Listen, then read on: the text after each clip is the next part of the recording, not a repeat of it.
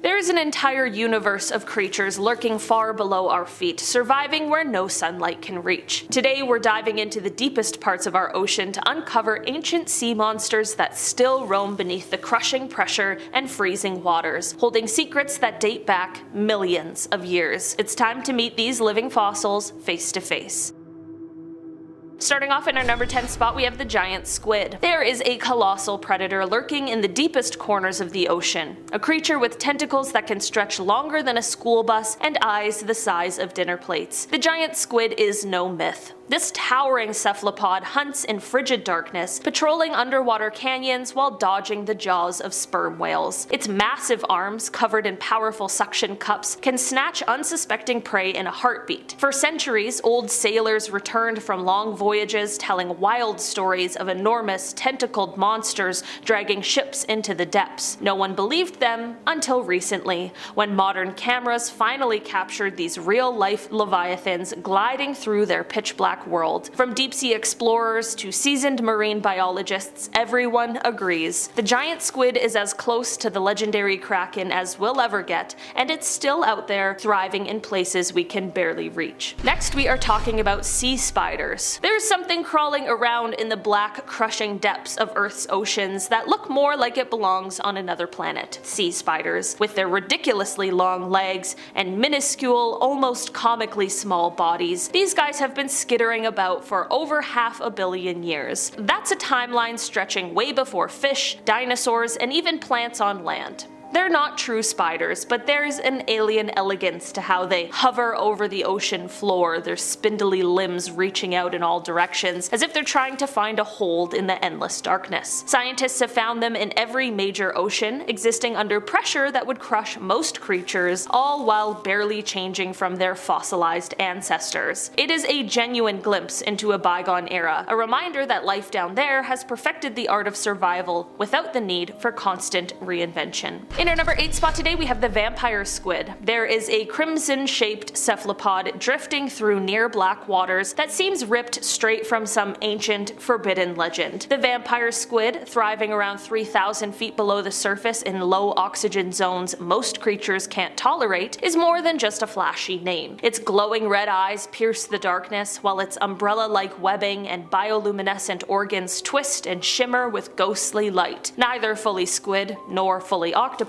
it pulls traits from both worlds, resulting in a bizarre hybrid that's unlike anything else in the deep. Scientists have marveled at how this gentle scavenger, feeding mostly on marine snow rather than attacking prey, survives under crushing pressure and near freezing temperatures, all while looking like it just swam off the pages of some ancient myth. Every glimpse we get from cameras and submersibles leaves us more convinced that the vampire squid stands as a living relic of a time when Earth was wilder, darker, and far stranger than we ever dared to believe. Next, we are talking about the chambered nautilus. The chambered nautilus is a living relic from an era long gone, but it is still here, lurking in the deep waters of the Indo-Pacific. This mesmerizing shelled cephalopod looks like it belongs in a prehistoric aquarium, sporting a spiral-shaped shell reminiscent of ammonites that roamed the seas during the age of dinosaurs. But what makes this creature truly extraordinary is that despite millions of years of evolution around it, the nautilus has barely changed at all. It's like a time traveler from Earth's ancient oceans, left practically untouched for over 500 million years. With its elegant, translucent shell and a series of chambers that allow it to regulate buoyancy, the nautilus seems to float through the water like a living fossil. Scientists marvel at how this creature has survived the countless changes on Earth, making it one of nature's most fascinating and enduring mysteries. How does something evolve so little amid a world that constantly turns and transforms? The chambered nautilus isn't just a survivor, it's a symbol of the ancient world that's still, quite literally, swimming amongst us. Next, we are talking about the giant isopod. There's a massive, armored scavenger roaming the pitch-black depths of our oceans that looks like a pill bug on steroids. Giant isopods, stretching up to 20 inches long, live more than 7,000 feet below the surface in both the Atlantic and Pacific, thriving where nearly every other life form struggles to survive. They belong to the same ancient lineage as trilobites, crawling across the sea floor long before the first humans took a breath. These deep-sea tanks feed feed on sunken whale carcasses and other debris drifting down from above, filling their armored bellies and then going for months, or even years, without another meal. Their design has been so successful that they've barely changed over countless millennia, quietly minding their business and waiting in the darkness as history unfolds above. There's nothing fancy or flashy about their existence, yet their very survival at such crushing depths stands as a testament to just how stubborn and resilient life on Earth can be. In our number 5 spot today, we have the 6-gill shark. Hidden in the darkest corners of Earth's oceans, there's a shark so ancient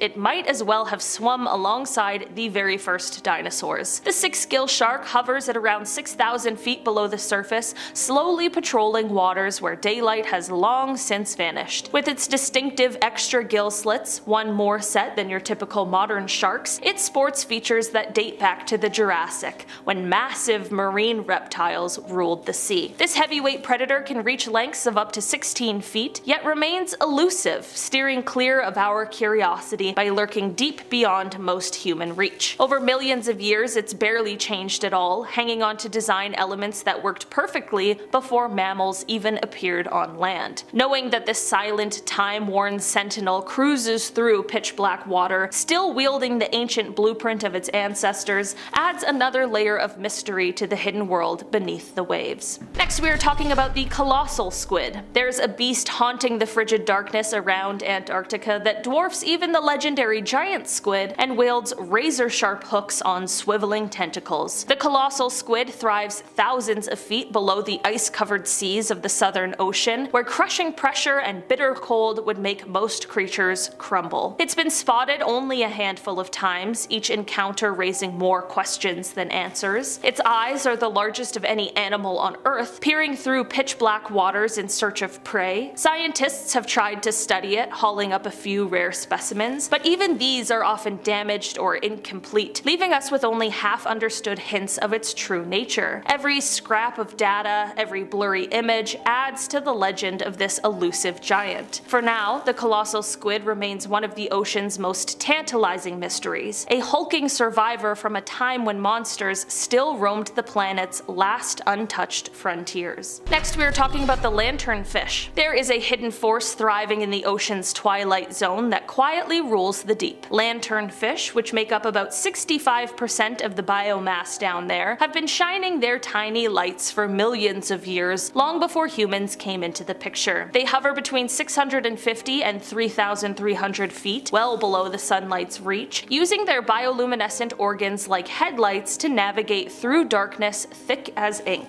These shimmering schools are everywhere, darting through the shadows, feeding on microscopic prey, and supplying a crucial food source to countless predators. Over endless millennia, they haven't needed to evolve a flashier look or a tougher exterior, just their gentle glow and steady resilience were enough to keep them going. It's a subtle brand of power, the quiet domination of the deep, reminding us that some of the most successful life forms on the planet never needed to become giant monsters, they just had to survive where few others dared to live. In our number 2 spot today, we're talking about chimeras or ghost sharks. Meet the chimera, often called a ghost shark, an eerie, cartilaginous fish that split from traditional sharks well over 400 million years ago. That's way before the first dinosaurs stomped across land. With venomous spines jutting from their backs and a ghostly, almost translucent appearance, these deep-sea survivors glide through the Atlantic, Pacific, and Indian Oceans as if reading from an ancient script. They've barely changed while continents collided, species rose and fell, and entire ecosystems rearranged themselves. Their timeless bodies reveal a story in which evolution found a perfect balance and simply paused, leaving these strange, silent predators to wander the ocean floor long after the world above had remade itself 1,000 times over. And finally, in our number 1 spot today, we have the bristlemouth fish. There is a creature down in the crushing darkness that outnumbers almost every other vertebrate on the planet, yet most people have never even heard of it. Bristlemouth fish. Found drifting drifting silently beyond 3,000 feet deep, are tiny masters of survival that have barely changed for millions of years. Their jaws are studded with needle-sharp teeth designed to devour whatever drifts their way, while their bodies glow with eerie photophores, sending faint signals through water blacker than ink. No one knows exactly how many trillions of these little predators roam the depths, but scientists believe their population dwarfs most other animal groups. They've quietly built an empire at crushing pressures,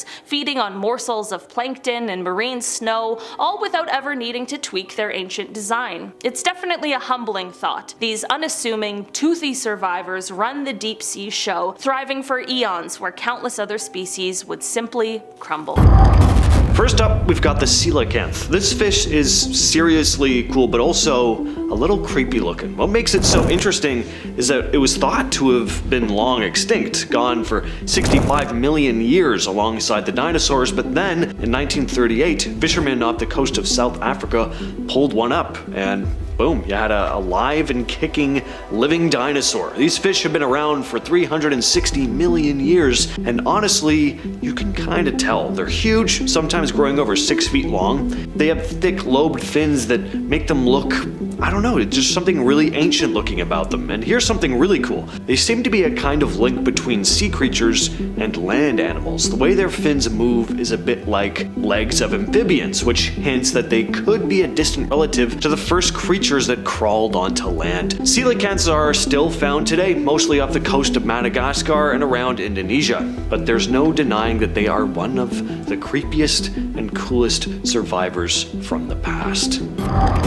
The lamprey. These creatures are definitely one of the most terrifying things still swimming around today. There are lots of different types, but the one most people know about is the parasitic lamprey, which looks like a giant horrifying leech, and that's basically exactly what it is. They've been around for hundreds of millions of years, and they're as creepy as they sound. The lamprey is a parasitic species. It latches onto its victim with its circular sucker-like mouth, which is lined with rows and rows of sharp teeth, and once attached, it starts rasping away at its prey, eating its flesh to access all the red stuff inside, leaving these huge, ugly scars on their victims. Lampreys are some of the most primitive fish alive today. In fact, a lamprey fossil dating back 360 million years was found in 2006, making it a living fossil that scientists have used to study ancient evolution. The sea lamprey has earned a reputation as a pest in places like the Great Lakes in North America, where it kills many of the fish that it attaches itself to. Next on the list, we have the pygmy right whale. This is one of the rarest whales you can find on Earth today, and they've been around for about 23 million years. They've only been spotted alive and at sea a handful of times, and because there aren't a large number of specimens and DNA for the animal to pull from, there's still a lot that science doesn't know about them. Exactly what they eat and how they behave is still a bit murky. They're very small, for whales anyway, only measuring about 21 feet in length. Yeah, only, but for a whale that is pretty small. They live in the cool waters of the southern hemisphere. They're said to have formed from baleen whales millions of years ago, and as rare as they are now, things may get even worse. As oceans continue growing warmer, the population of these whales is gonna drop even further.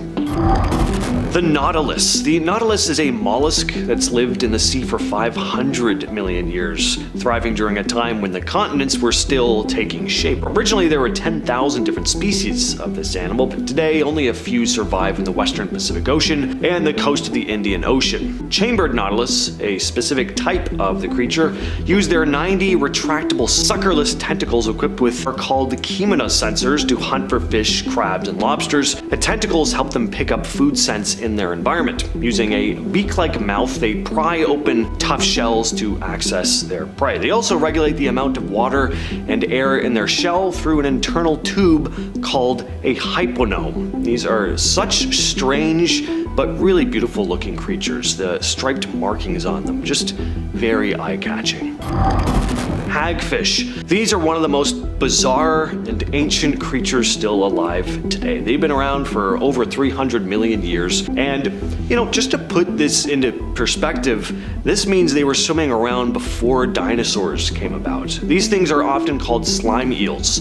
As for why, I'll get to that in a moment. Now, they aren't actually eels, and some scientists even question whether they should be classified as fish. One of the most fascinating things about the hagfish is its unique anatomy. They do have a skull, but they completely lack a spine. They also have 2 brains. And I don't think I've ever heard of a creature with 2 brains before. That's crazy. Hagfish spend their nights scavenging for food, feeding mostly on the carcasses of larger animals that sink to the ocean floor. They have a strong sense of smell, allowing them to locate food sources. In 2011, researchers made a pretty interesting discovery. Hagfish can actually absorb nutrients through their skin and gills. This makes them one of the only vertebrates known to have this ability. It's especially useful when food is scarce. It just increases the surface area available to absorb nutrients. But as promised, of course, we gotta get to the reason behind the slime eel nickname. Well, these things have the ability to produce this thick, sticky slime that can clog the gills of other fish, making it nearly impossible for them to be eaten. This defense mechanism is so effective that hagfish have virtually no natural enemies, making them one of the ocean's most resilient animals. The lancetfish has a very prehistoric look. They got these sharp teeth and that big sail dorsal fin on the top. And this is its scientific name, Alepisaurus ferox. If I didn't know any better, I would think that was a dinosaur. These fish can get pretty big too. Some can grow up to 2 meters or about 6'6". They can be found in nearly all oceans except for the polar regions. They're aggressive hunters, feeding on smaller fish and squid, but they've also been known to eat members of their own species when no other options are around. I'd never heard about these guys until today, but I'm really glad that I've discovered them. They may be on my list of top 10 favorite fish now. I love the way they move through the water too. The sturgeon is another ancient creature that's been around since the early Jurassic period. Now, these fish are mainly known for being the source of caviar. They're unfortunately endangered today thanks to overfishing. Now, I didn't know how big these guys can get though. Some species of sturgeon can grow over 20 feet long, making them as large as a great white. Sturgeon feed on small animals from the ocean floor, and they're generally pretty harmless to humans, but just because of how massive they are, they can pose a threat. Unintended, but still, there have been cases where sturgeons have leapt out of the water and landed on boats, causing injury or, in rare cases, even death. The sawfish. Now, this is a pretty remarkable survivor from the Cretaceous period, and they are unfortunately also critically endangered today. We can find them in both saltwater and freshwater. It's even been spotted up to 100 kilometers inland in rivers and creeks. They can get pretty huge, growing up to 7 meters or 23 feet long. They do look like strange sharks, but they're actually more closely related to rays. You can kind of tell by their belly part. They look a bit like a stingray. Also, they have a really funny mouth. Anyway, their most distinctive feature is what can only be described as a chainsaw on their snout, which is not only a weapon, but also a highly sensitive organ, covered in what are called electrosensitive pores. The sawfish can detect prey even with poor eyesight. These things are generally pretty peaceful, despite having, a chainsaw on their face, but they can get dangerous if they're provoked. Fascinating fossil discovery also revealed that prehistoric sawfish were likely food sources for the massive carnivorous dinosaur Spinosaurus. They found vertebrae from a sawfish lodged in one of their teeth. The alligator gar. It's not actually an alligator, but a massive fish from the gar family, and it's one of the largest freshwater fish in North America. Found mostly in the southern United States, they're ancient creatures that have been around for about 100 million years. They can grow up to 10 feet long and weigh over 400 pounds. With their thick armored scales and their large fang-filled mouths, they do look more like a crocodile than a fish, or an alligator than a fish. There are plenty of photos of fishermen holding up these things, and sometimes it takes 2 fully grown men to hold one. In one incident, a man dangling his feet off a dock had an alligator gar latch onto his foot and try to pull him under the water. Now, fortunately, he did manage to escape, but there's a very good chance that these fish might have done this before, and that's the reason behind several mysterious drownings. And finally, we have tadpole shrimp. Picture a prehistoric sea-dwelling creature and something like this is probably exactly what's going to come to mind. Tadpole shrimp are ancient crustaceans that have existed for an incredibly long time, dating back to the Triassic period around 220 million years ago. They belong to the Notostraca group and have kept a remarkably unchanged appearance throughout their history. They're kinda crazy looking. They have this really cool shield-looking carapace that covers their bodies. Now, despite their ancient origins, they've continued to thrive in the modern world. They're adept at surviving in environments with fluctuating water levels, often appearing in habitats prone to temporary drying. They have a unique survival strategy during rough conditions too. In response to drought or other not so favorable environment factors, they enter a state of dormancy, forming cysts that protect them until conditions become suitable again. This is a large part of what's helped them endure for as long as they have. Starting off in our number 10 spot, we have the splendid poison frog. The splendid poison frog is a species of poison dart frog that was once abundant and thriving and could be found in its habitat in western Panama. Researchers believed that a citrid fungus outbreak in their habitat led to a rapid decline of the species. In fact, this fungus is responsible for the deaths of a mass amount of amphibian species, as the number of amphibians has been dropping at an alarming rate in the last few decades. Because of the fact that these were a species of frog that was once an extremely popular pet, it is thought that there might be unknown specimens which are still alive in captivity, but unfortunately none have been found in the wild, and there aren't currently any that exist in zoos or research collections. The last time one of these frogs was recorded was in 1992, their fungus outbreak occurred in 1996, and as of 2020 they have been listed as an extinct species. In our number 9 spot today we have the moa. These animals were giant flightless birds that could be found in New Zealand. They were so tall that they reached around 12 feet and they weighed more than 500 pounds. I'm just saying, there are smaller birds that exist today that are honestly pretty terrifying. A 12-foot tall 500-pound bird is actually a nightmare. While these guys had little predators before human settlement arrived, their populations quickly declined after they began being hunted by humans. It is said that actually within 100 years of human settlement in the area, their extinction occurred. It is said that the moa have close relatives that still exist in South America, and scientists are working to find a way to see if these relatives carry the moa gene, and if so, could they be used to bring back this species of giant birds. In our number 8 spot today we have the western black rhinoceros. The western black rhino was a subspecies of black rhinoceros, and they made their home in the savanna of sub-Saharan Africa. These guys were unfortunately the victims of poaching, which led to their rapid decline. Isn't it a bit ironic? People got so greedy trying to kill these incredible animals so that they could make money, and now they can't make any money off of them because they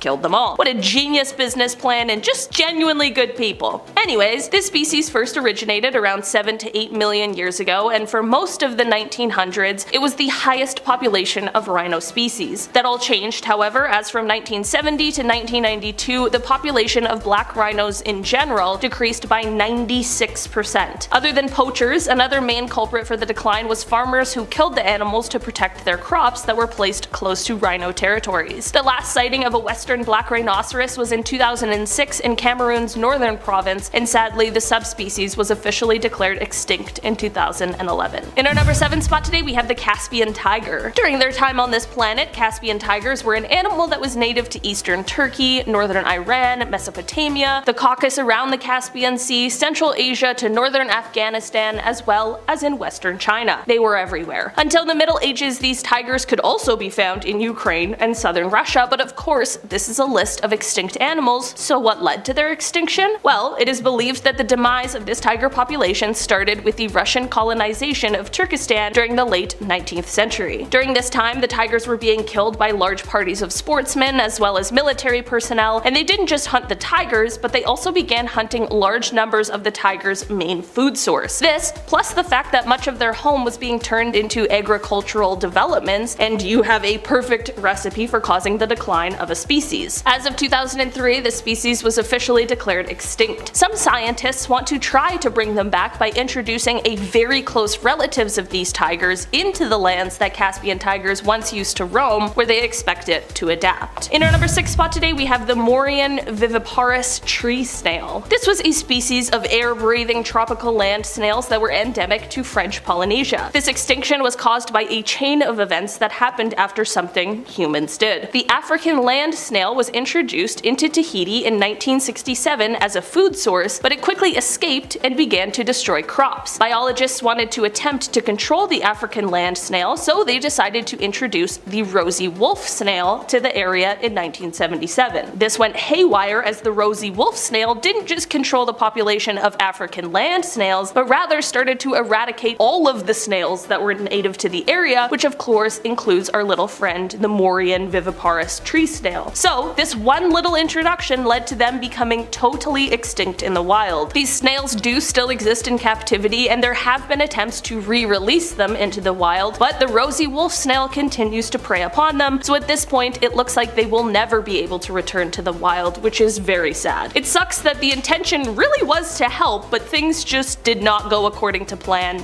at all. In our number 5 spot today we have aurochs. These guys are an extinct species of cattle which are thought to be the ancestors of modern domestic cattle. These guys were absolutely massive, one of the largest herbivores that existed during the Holocene actually. It is said that their populations began to decline during the late Holocene, which is due to habitat loss as well as hunting. It is believed that the last individual died in 1627 in a forest in Poland. Many of these creatures are believed to be depicted in cave paintings and even Bronze Age figurines. There are some modern cattle species that carry some auroch DNA, so there are certain teams of scientists who, since 2009, have been selectively breeding cattle in hopes of being able to bring back these long gone species. In our number 4 spot today we have the woolly rhinoceros. We talked about another kind of rhino before, but now we have a woolly one. I didn't even know these ones used to exist. These guys were a species that was quite common in Europe and Asia during the Pleistocene epoch, and they survived up until the end of the last glacial period. These guys were an animal that is seen depicted in cave paintings as well, and we have even discovered their bones and remains that were mummified and preserved in permafrost. These guys were stocky and they had a thick woolly coat which helped them survive in the cold tundra environment. In 2020 there was actually one of the best preserved remains of one of these animals ever found, which has prompted questions about possibly reviving the species. In our number 3 spot today we have the elephant bird. Apparently birds used to be massive, because here we have another species of now extinct giant flightless birds. These guys are said to have once lived in Madagascar, and it is thought that they went extinct somewhere around 1000 to 1200 AD, likely as a result of human activity. It is said that these guys stood to be about 10 feet tall and that they could reach insane weights of 730 kilograms, which would make them the world's heaviest bird. I'm just saying, I'm glad they were flightless. Several of the bones of these birds have been found with tool marks, which means that for years these birds were able to coexist with humans. In the end, researchers are working to see if the remains we have found will be enough to possibly bring this species back into our modern world, and if so,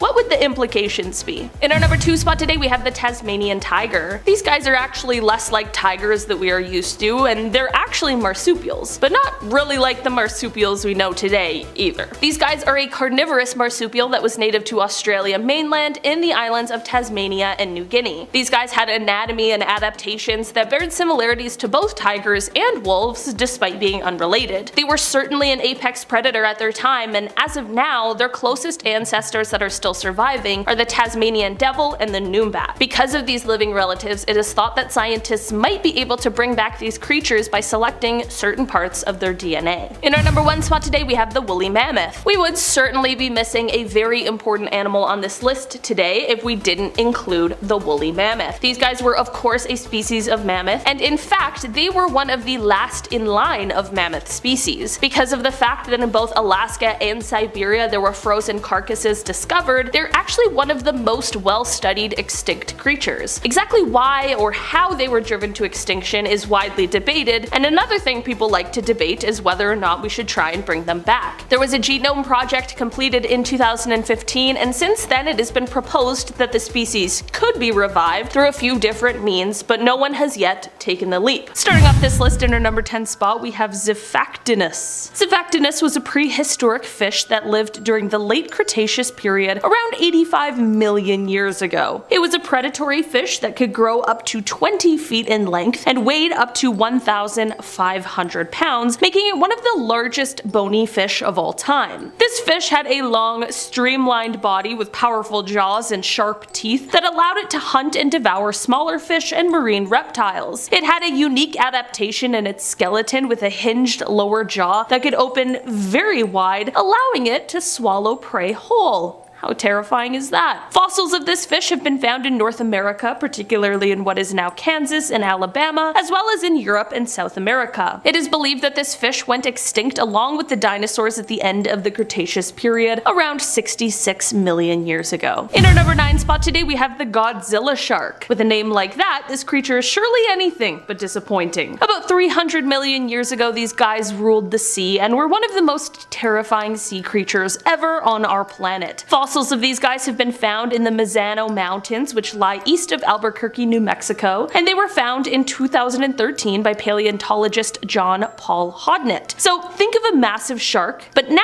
picture it covered in scales, like a reptile. Okay, now add 12 rows of super sharp teeth, and also the largest dorsal fin spines of any shark that has ever lived. Okay, so now you've pretty much got a Godzilla shark. It was nicknamed the Godzilla shark because of its size, as the skeleton is the largest fossil of its kind ever discovered in the area, as well as the fact that its fin spines are so intriguing to look at. While it was called the Godzilla shark upon its discovery, it has since received a more official name of Hoffman's dragon shark, both to honor the family that owned the land where the skeleton was found, and as an homage to its monstrous and reptilian appearance. In our number 8 spot today, we have the Temnodontosaurus. Temnodontosaurus is a genus of extinct marine reptile belonging to the group of ichthyosaurs. They lived during the Jurassic period, approximately 180 to 150 million years ago. These guys were a large predator that could grow up to 33 feet or 10 meters long, with a very long and streamlined body that allowed it to swim quickly through the water. These guys had a long snout filled with sharp teeth that it likely used to catch and eat fish and squid. Fossil evidence suggests that they may have also been cannibalistic, with larger individuals preying on smaller ones. Like in ichthyosaurs, these guys gave birth to live young rather than laying eggs. I mean, it's the ocean. Several species of these guys have been described, with the most well-known being T. Platyodon. This species was first described in the early 19th century and is known from fossil remains found in Europe, particularly in Germany and the UK. T. Platyodon was named for its flattened teeth, which were adapted for crushing the shells of its prey. Overall, these guys were a formidable predator that dominated the Jurassic seas. Its large size and sharp teeth made it a fearsome sight for any smaller creatures that happened to cross its path. In our number 7 spot today, we have the Tylosaurus. These creatures belong to the family of mosasaurs, and they have long eel-like bodies that allowed them to smoothly cruise through the waters. They had the ability to have intense bursts of speed that propelled them to their prey, which they could quickly take down. The snout of these creatures is thought to have been quite large and robust compared to other species of mosasaurs, which has led researchers to believe that they may have used it to their advantage. To do this, they might have rammed into larger prey so that they were stunned. This gave them time to turn around and finish the prey with their large jaws. Despite these specialized skills, it seems as though these guys weren't very picky with what they ate, as they have been found with all kinds of remains found in their stomach area. These creatures were very large, but they are also way faster and more agile compared to other mosasaurs. What more could you want in a prehistoric predator? In our number 6 spot today, we have Heliocostis moroccensis. These guys are an extinct animal that lived around 520 million years ago during the Cambrian period. They were a small, bizarre-looking creature with a spiral-shaped body and a mouth surrounded by tentacles. These guys are known from fossil remains found in Morocco. Scientists believe that these guys were a filter feeder, using their tentacles to capture plankton from the water. The spiral shape of its body may have helped to control its buoyancy and to help them just stay afloat in the water. Its mouth was located at the center of the spiral, and its tentacles extended outward to capture food. These guys are a very important animal in the study of early life on Earth because it belongs to a group of animals known as echinoderms. Echinoderms are a diverse group of animals that include modern-day sea stars, sea urchins, and sea cucumbers, all of the weird things sitting on the ocean floor. The discovery of these guys has helped scientists to better understand the evolution evolution and the diversity of echinoderms. In our number 5 spot today,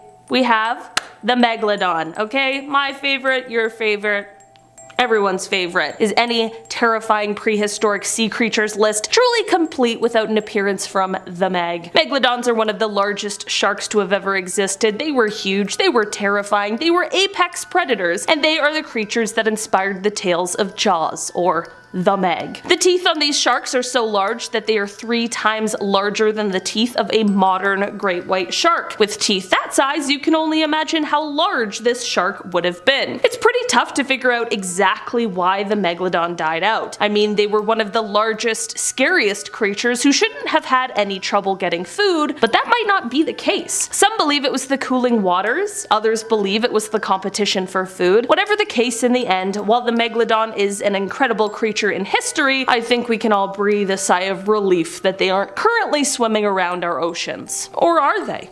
In our number 4 spot today, we have the Opabinia regalis. Opabinia regalis is an extinct animal that lived around 505 million years ago during the Cambrian period. It was a small, bizarre-looking creature with a long, segmented body that measured up to about 7 centimeters in length. Pretty tiny compared to the other giants on this list. Opabinia had 5 eyes and a nozzle-like proboscis at the front of its body, which is likely used to grab prey from the seafloor. Opabinia is an important animal in the study of early life on Earth because it belongs to a group of animals known as arthropods. Arthropods are a diverse group of animals that includes things like insects, spiders, and crustaceans. Opabinia is unique among arthropods because of its unusual body plan and its feeding habits. They likely fed on small invertebrates and other small animals on the sea floor. Its proboscis may have been used to probe the sediment for prey, and its 5 eyes likely helped it to locate prey in low light conditions. These guys are known from fossil remains found in the Burgess Shale Formation in British Columbia, right here in Canada. The Burgess Shale is a world-famous fossil site that has yielded many important discoveries in the study of early life on Earth. Opabinia is just one of the many fascinating and bizarre creatures that lived during the Cambrian period. In our number 3 spot today, we have the Helicoprion. This animal existed somewhere around 250 million years ago, and while it looks more like a shark than anything else, scientists now know that it was actually a creature that is related more closely to chimeras, which are a fish that separated from the shark family about 400 million years ago. So why is this animal just so scary and terrible to look at? Well, that is due to the incredibly unsettling spiral saw formation of teeth that this creature had right on their lower jaw.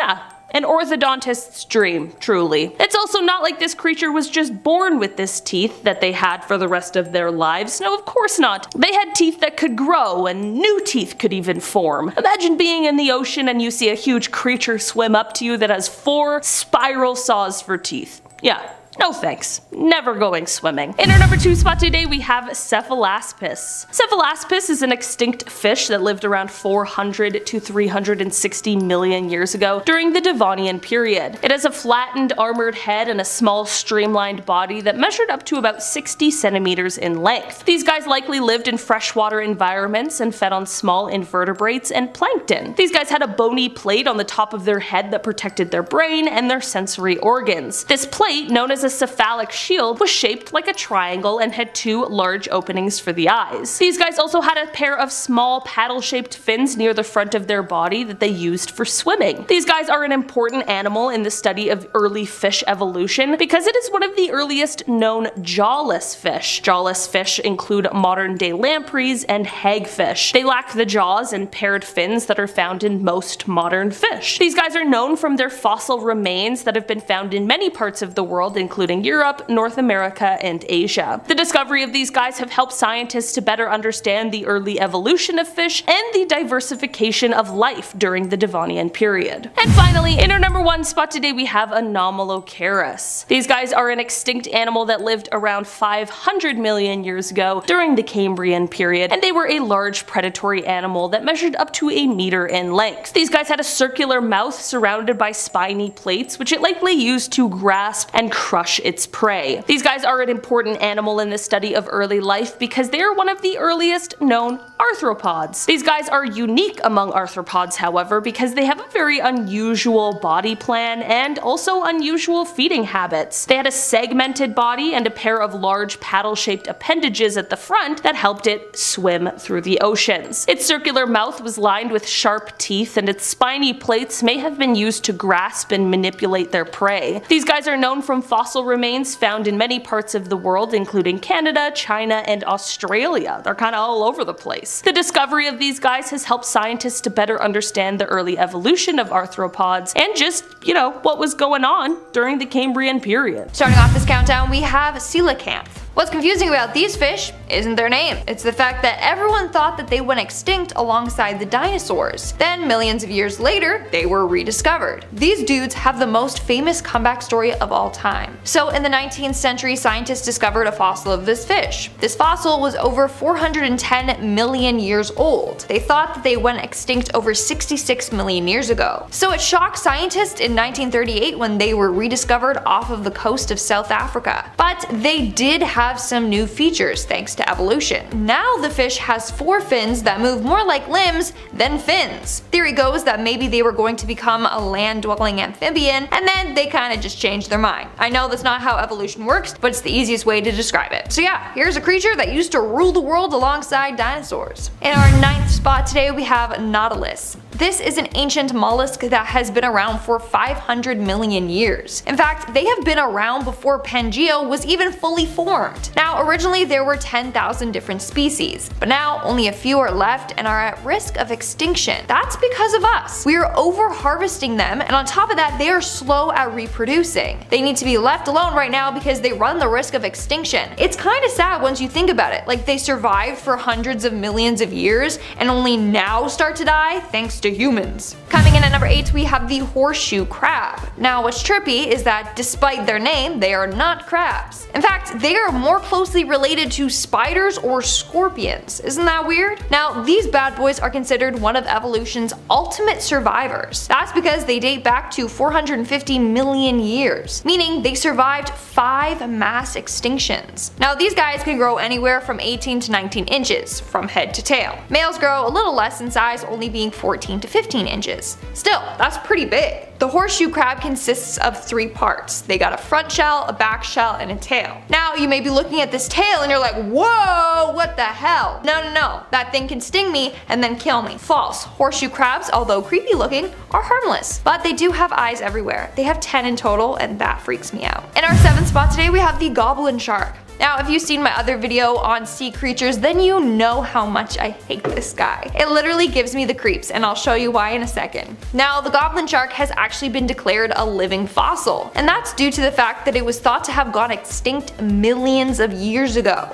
That was until 1891, when a goblin shark was spotted off the coast of Japan. Researchers realized that the shark was indeed still alive, and in fact, it barely changed over time, hence why it's considered a living fossil. So these creatures can grow 12 feet long and can weigh up to 460 pounds. But in 2000, they found a giant goblin shark that was 20 feet long. So now researchers say that they have no real idea about how big they can truly get. Now, these things have the creepiest looking appearance, hence why I'm not the biggest fan of them. Plus, they have this weird ligament thing in their jaw that makes it so that they can extend their mouth out and snatch up their prey. Plus, their mouths launch out really fast. That's also why its mouth area just looks so creepy. In our 6th spot today, we have the lamprey. Has anyone here watched a series of unfortunate events? You know, the movie with Jim Carrey, not the TV show. Well, you know that scene where they're on the lake and the giant leeches start attacking their boat? Well, lamprey look exactly like those giant leeches. These things look like they're a mix between a snake, an eel, and a leech. They can be anywhere from 5 to 40 inches in length, and they attack fish by sucking the life out of them. They're literally like a vampire. Now, wait until you see their mouth. They have 11 or 12 rows of teeth that wrap around in their mouth like a ring. And once they latch onto their victim, they use a barbed tongue to pierce the fish and then just drain the blood out of them. They also excrete a blood thinner to prevent blood clotting.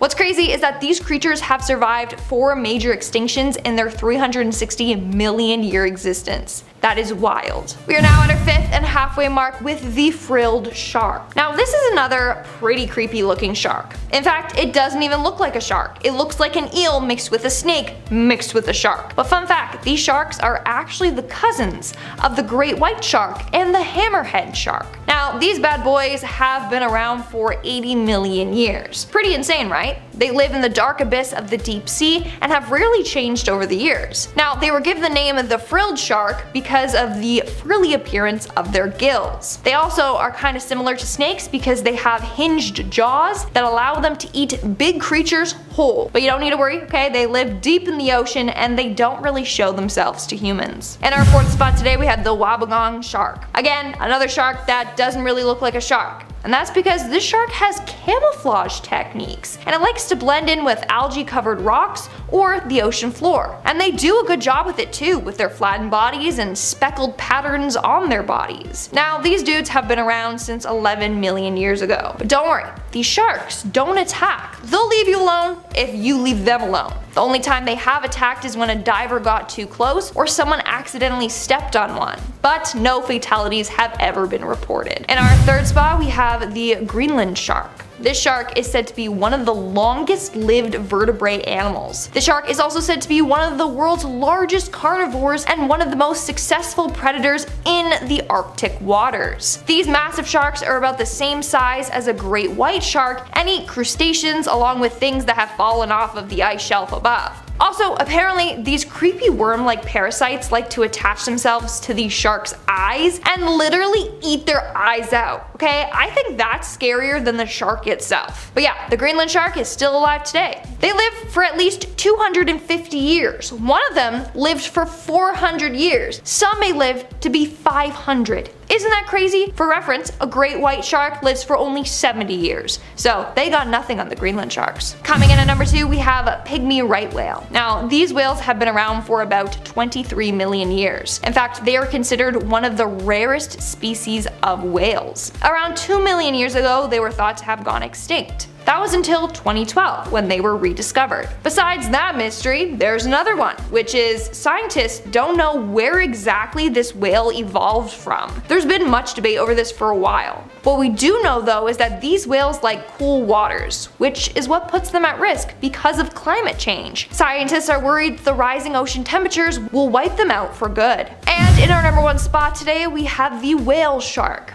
Here's another name that does not match the creature because this animal is not a whale at all. It's not even a whale-shark hybrid. The only reason it's called a whale shark is because of its size. It currently holds many records for size in the animal kingdom. It is the largest shark and largest living non-mammalian creature. And it's been around for at least 26 million years. However, now they are endangered. Now when you think of sharks, you think that they love to eat fish, and if they get a whiff of blood, they'll just go crazy. Well, whale sharks aren't like that at all. In fact, they are filter feeders, meaning they eat plankton, fish eggs, decaying plants, etc. So these sharks are pretty harmless. In fact, an aquarium in Atlanta lets you swim with them.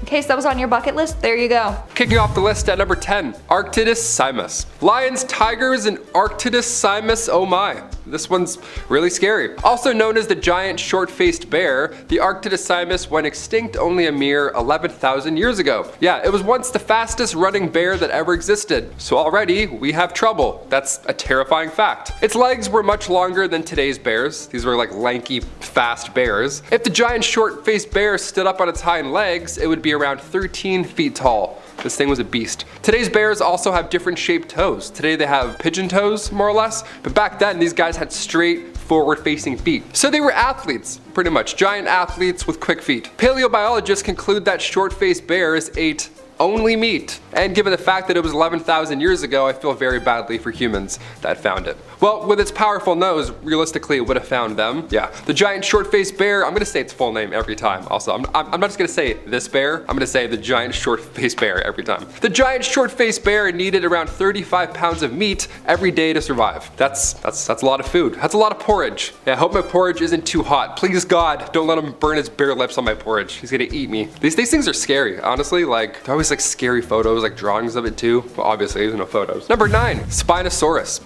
Yes, another Jurassic Park star, and rightfully so. Look at this thing. The largest carnivorous dinosaur of all time, even bigger than a T-Rex. Can you imagine that? 93 million years ago, they stopped terrorizing the lands of what is now Egypt and Morocco. And if you didn't already guess, its name translates to spine lizard, hence the spine stuff. And that spine was quite long. It was its main feature, you know? The Spinosaurus would measure up to 60 feet long, and aside for its back, one of the most notable features is its 6-foot long head. It's got a massive head, man. Its mouth was similar to a crocodile's with straight, sharp teeth, not curved teeth.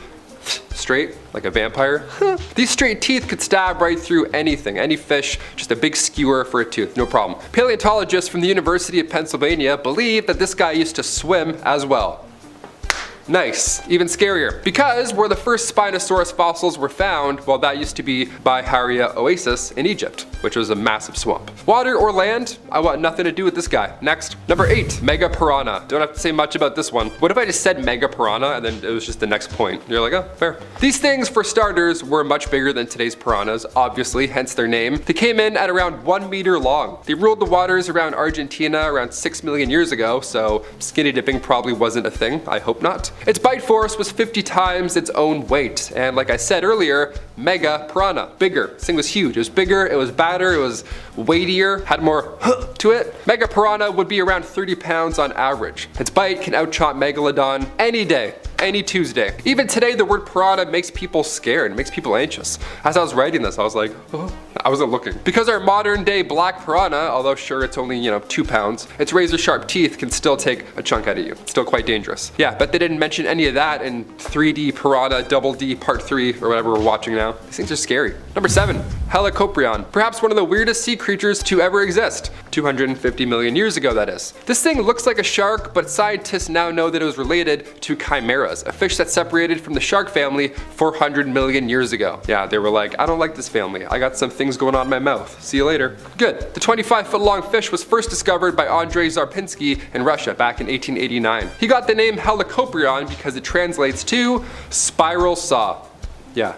In their mouth. Horrible. This guy found teeth fossilized in a spiral formation. What a find. He must have been scratching his head for months. Paleontologists all agreed today that this was not part of a fin. It wasn't a wacky spinal cord. This guy wasn't, all goofed up. But rather, it was its teeth. It was teeth coiled up, attached to the lower jaw of the fish, and its grasp was the same power roughly to that of a crocodile. Yeah. That's the worst thing I could imagine. So new teeth would form, and in turn these spirals would get longer and curlier. Adult fish would have 4 full rotations in their mouths. Rotations of teeth, that's horrible. 4 rows of teeth, can you imagine? I thought wisdom teeth sucked. Ugh. Number 6, Liopleurodon. Translating to smooth-sided teeth, nice, sounds a little fun, dare I say. The Liopleurodon was anything but a smooth sailor. It was a massive marine reptile from the Mesozoic era, first discovered in the 1800s. It was excavated in France back in 1873. All they got was 3 teeth, and that was enough. But when it was featured in 1999's Walking with Dinosaurs, the BBC series, it was shown as this massive 80-foot long pliosaur. But they were basing that size off of its skull, which we now know is just much larger than the rest of its body. We got too excited. The thing's literally a bobblehead of a dinosaur, and we're like, yeah, it was bigger, maybe, I don't know. Pliosaurs were the apex predators in Europe. 160 million years ago, most of it was covered in shallow water, so this guy would use its 4 flipper feet to stalk its prey. And researchers believe its snout was a key asset in hunting. He would just sniff for you. They didn't have any gills, so they did need to come up for air every now and then. Again, imagine this big head just appearing out of nowhere and just sniffing you. Going back in. That's Loch Ness Monster for sure. Number 5, Megalodon. Of course we have to mention him. Louis Agassiz discovered the Megalodon shark for the first time back in 1843. Yes, the Megalodon was once very real. Louis was a Swiss-born American naturalist and geologist. He discovered some amazing details around glacier activity and extinct fish. Historically, this guy is an OG. He's made quite the impact. He's brilliant. But one of those extinct fish he discovered back in the mid-1800s was the Meg, aka the tooth shark. This was long before Jason Statham was born, so we had no idea what to do with this guy. Megalodons could be found pretty much everywhere in the world except for Antarctica. It favored warm oceans, but similarly to a great white shark, it generates heat when it moves, so the Meg could literally have survived in most places on Earth. It's that big, it would just warm itself up. The largest recorded Megalodon came in at 59 feet, around the same length as a bowling alley. A bowling alley with 7-foot wide jaws and 5 rows of razor sharp teeth. Nice. Nope. Number 4. Elasmosaurus. First discovered in 1868, a military doctor in Kansas found this creature's fossil, passed it along to American paleontologist Edward Cope, who named the plesiosaur. Its neck contained 71 vertebrae. I think I have like 56. I'm pretty close. Not as long, but definitely in the same family, for sure, as this guy. It was super long, which came in handy during those deep dinner dives. When I say long, the Elasmosaurus was around 50 feet in length, so it didn't need to go that close to the surface to get air. He just kind of leaned back and he was good. There's people out there that believe the Loch Ness Monster is just one of these things still swimming around. Honestly, as far as things go, that's probably the best guess. It's probably some sort of version of that, if it exists. Its teeth were sharp enough to eat anything that could fit into its mouth. And just 2 years ago, scientists have unearthed the largest known Elasmosaurus. This thing has been sitting there since the Cretaceous period waiting for us. And I'll be honest, I sure hope we don't find any more, because one water dragon is enough for me. I believe. Great. Stop. Number 3, dire wolves. We'll go a little nicer before we get to our last haunting too. If you're from Southwesteros, this one might hit close to home. Around 10,000 years ago, pretty recently, dire wolves were still a thing. They were pretty common. And if you watch Game of Thrones, you're probably nodding your head right now. It's pretty fun, right? You're getting hyped, or you're getting tissues, either way, spoilers. Canis dirus, aka dire wolves, these beasts were a lot bigger than our average gray wolf. It wasn't like a mega wolf with 3 heads or anything, but it still did weigh a lot more. It was eating good as well. Their jaws were much stronger back in the day, so they could chomp their way through pretty much anyone and anything. Believe it or not, dire wolves would actually hunt down and eat horses. Yeah, after studying their teeth, that was their go-to snack, but they were always easy to catch, I guess. If you're a wolf, they're no problem. Fast versus fast, I would hate to see that. That'd be so scary. Currently, if you're in the market for seeing 400 dire wolf skulls yourself, weird, but here you go. You gotta head to the Page Museum in Southern California. They found hundreds of thousands of skulls in tar pits. So if you don't believe in these things, here you go, history. To thousands of skulls ought to change your mind. Number 2, a T-Rex. Tiny arms, massive head, loud scream.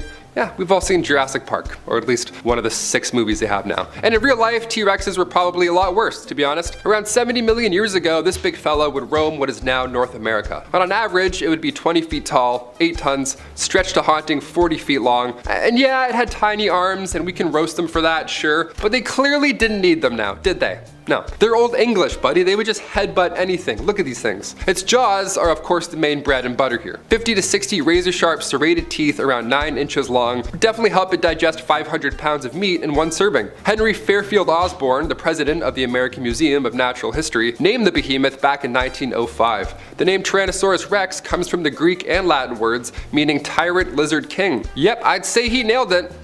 Pretty good. Godzilla has a nice ring, but tyrant lizard king? That's pretty groovy. That's way better. I'm gonna change my Xbox name to that. Tyrant Lizard King 69. Number 1, Carnotaurus. Okay, remember that animated Disney movie just called Dinosaur? That movie that had this guy as the main villain? Yeah, that was way too scary for kids. I'm 27 now, I'll say it with full confidence. That scene was too scary. Cried in the theaters, I remember it. I still remember it. That and Ice Age weirdly got me, I don't know. Carnotaurus, they roamed the earth 69 million years ago. They were around the same size as a T-Rex, they were around 29 feet long, but they're nicknamed meat-eating bulls, so they were scarier. They would run at around 25 miles an hour. They're one of the fastest and largest moving theropods to ever live, ever, and its arms were even smaller than a T-Rex. But again, before you laugh, before you go, haha, little arm guy, that didn't matter for the meat-eating bull, because this guy has horns, just like the devil. Yeah, you were gonna say the devil. Yeah, he's oddly similar. The red skin, it's the whole shebang. The Carnotaurus was discovered in 1984 by Jose Bonaparte in Argentina. They've only discovered 1 skeleton of these things, so hopefully there weren't too many of these sprinting around. Hopefully, but again, as that movie depicted, it was a horrible time to live. Thanks Disney. All their dinosaur movies, eh? They're really nice now. The dinosaur movies are nice. Back in the day, we had this guy as a villain. Yeah, we didn't have Arlo, the good dinosaur. Now I'm upset.